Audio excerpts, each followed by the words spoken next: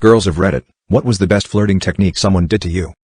Met my husband through a random roommate's boyfriend. I had met him a few times at this point and he spotted me unloading groceries from my car. He insisted on helping me carry everything in, and even just unloading everything onto the counters while asking about my day. It was incredibly easy to imagine dating him all of a sudden because I had a tiny glimpse into what my day-to-day could look like. Joke's on him though, I now refuse to carry groceries in on principle.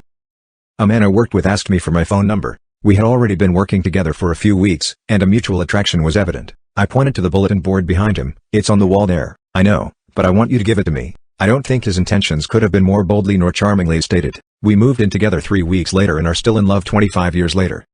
When I was 10 I received a love letter from a boy. It contained a flower inside, and at the bottom of the letter he wrote some cheat codes for Mortal Kombat for me. He knew I was always playing that game on my Sega.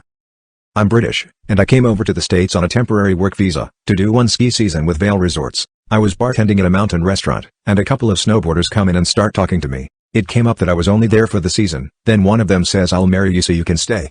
But we have to go on a date first. We just celebrated our 13-year anniversary, and I'm still in Colorado. When my husband and I started dating, he would do this thing when he shifted gears in his shitty little Sentra. He would kind of brush the back of his hand on the outside of my thigh as he shifted. I don't know how to explain it, but it was like fireworks every time it happened. We were riding in that car when I realized I could spend the rest of my life riding shotgun with him. What's the cruelest prank you've ever seen? I'll never forget it. A buddy and I were on a double date of sorts, though I was mainly winging it for him. The gal I was with, let's call her Kay, shared a heartbreaking story she thought was absolutely hilarious. In high school, Kay and her fellow cheerleaders invited the most ostracized girl in their class to a party as a joke. Said girl was overjoyed and couldn't believe it. She was dirt poor though. She ends up buying a new pair of overpriced jeans for the party and it's obvious. She shows up with some of the tags still on them because she'll have to return them the next day. The cheerleaders notice and begin to plot. The four of us are sitting at dinner as Kay continues to relate what happened, laughing in fits. Someone had spilled an entire glass of red wine on a love seat at the party.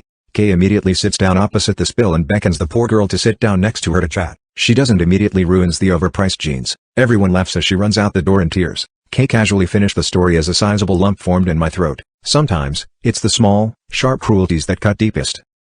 In 6th grade I opened my locker and a note from the boy I had a crush on fell out saying he liked me too. A bunch of girls in my grade were there when I found it and were super happy for me, or I thought they were. When I went to the boy to ask him about it he said he didn't write it and the group of girls who were there when I found the note had written it. I turned around and sure enough they're laughing. But it crushed me, not that the boy didn't like me back but because I didn't think these girls I'd gone to school with since 1st grade were that mean. A couple weeks later the group played a similar joke on one of the girls who was actually in on the prank against me, and I got a genuine apology from her after she realized how bad I must have felt. None of the other girls ever apologized. Prank war going on in between two houses that were next to each other in San Diego, California circa 2014. My cousin lived in one of the houses and this happened when I went to visit him a few years back. House number 1 pulled a prank that led to a member in house number 2 being late for his first day of work. It was collateral damage but the guy ended up getting fired for it.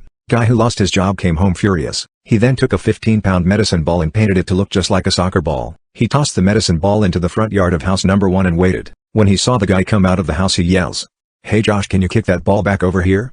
Dude proceeds to take a running start and square up and kick the soccer ball with every ounce of strength he had. Poor bastard went down almost immediately in tears and screaming. Ended up breaking 3 bones in his right foot. Just brutal. Happened to me.